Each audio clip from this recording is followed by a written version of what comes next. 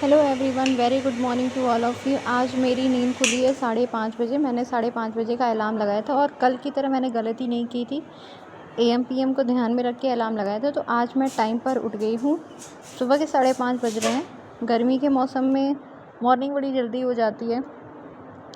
उठने के बाद मैंने थोड़ा-सा करंट अफ़ेयर्स वगैरह देखा और देखा कि कल के डेट में ऐसी कौन-सी कोई इम्पोर्टेंट न्यूज़ है जिसको मैंने स्क्रीनशॉट लेकर रख लिया, ताकि मैं उसको जब मॉर्निंग में मैं अगर हम टाइम पर उठ जाते हैं तो बाद में हमारा फ्री दिन होंगी तब बहुत मैं ही इसको अच्छा पूरा होता है नोट डाउन और करूँगी। उसके जो बाद भी मैंने प्रॉपर अपना प्लानिंग जो होती भी है वो हम पैटर्न कंप्लीटली बनाया था कर उसके पाते हैं। अकॉर्डिंग लोगों थोड़ी-सी पढ़ाई को की। आज के डेट में लेट तक सोने की आदत हो गई है, लेकिन जिसका जैसा रूटीन वो होता है वो उसके अकॉर्डिंग उठता है।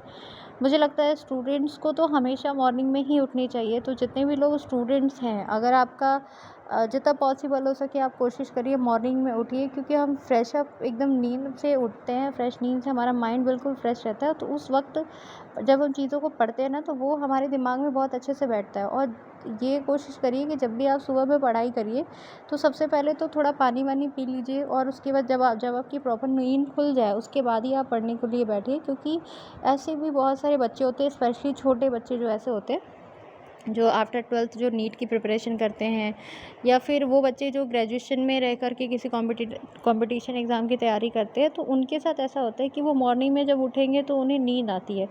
तो ना तो वो सो पाते हैं ठीक से, ना तो पढ़ पाते हैं। तो इसका यही उपाय है कि आप उठ जाइए, टहलिए, थोड़ा-सा ब्रश व्रश कर लीजिए, थोड़ा-सा पानी वगैरह पी लीजिए, जिससे आपकी प्रॉपर पूरी नींद खुल जाए, उसके बाद ही पढ़ने बैठिए।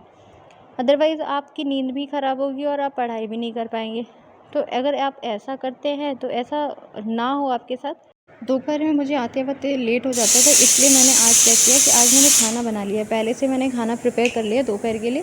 दोपहर के लिए मैंने चावल बना लिया था, ताकि मैं आऊँगी तो फटाफट दाल बना कर के और थोड़ी-सी सब्ज़ी बना कर के मैं खा लूँगी। क्योंकि मैं जब भी लेट पहुँचती हूँ और फिर लेट खाती हूँ, तो पहुँचने में मुझे 4:30 बज जाता है, फिर खाते-खाते मुझे 5:30 बज जाता है, बनाते-खाते मुझे 5:30 बज जाता है। उसके बाद फिर मुझे शाम को जिस वक़्त मुझे उठ के पढ़ना चाहिए या फिर कुछ और भी काम करने चाहिए, तो उस वक़्त मैं सो जाती हूँ और फिर मेरी 8-9 बजे नींद खुलती है, जिससे मेरा रूटीन गड़बड़ हो जाता है। आज मैं टाइम पर उठी थी, तो मुझे तैयार होने में और थोड़ी जो मैंने पढ़ाई की उसमें मुझे बहुत ही अच्छा फ़ील हुआ, क्योंकि मेरा टाइम रूटीन के अकॉर्डिंग मैंने जो प्लान किया था उसके अकॉर्डिंग मैंने काम किया और प्रॉपर मैंने नाश्ता बनाया, प्रॉपर मैंने ब्रेकफास्ट भी किया और उसके बाद मैं निकली।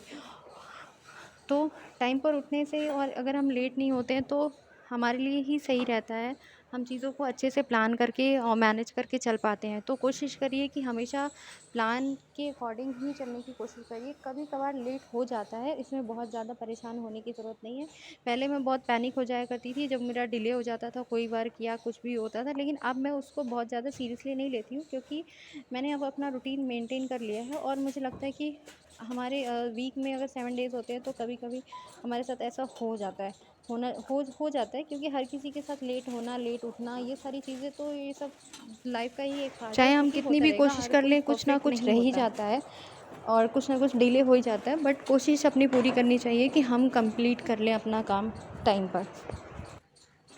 तो आई होप आप सब ने अपना जो भी प्लान या जो भी प्रिपरेशन कर रहे हैं उसको प्रॉपर तरीके से, आज का डेट भी आप प्रॉपर तरीके से यूटिलाइज़ करेंगे और रात को निश्चिंत होकर के सोएंगे और नेक्स्ट डे के प्लान को प्रिपेयर करके सोएंगे। तो मैं आपको यही बोलना चाहूँगी।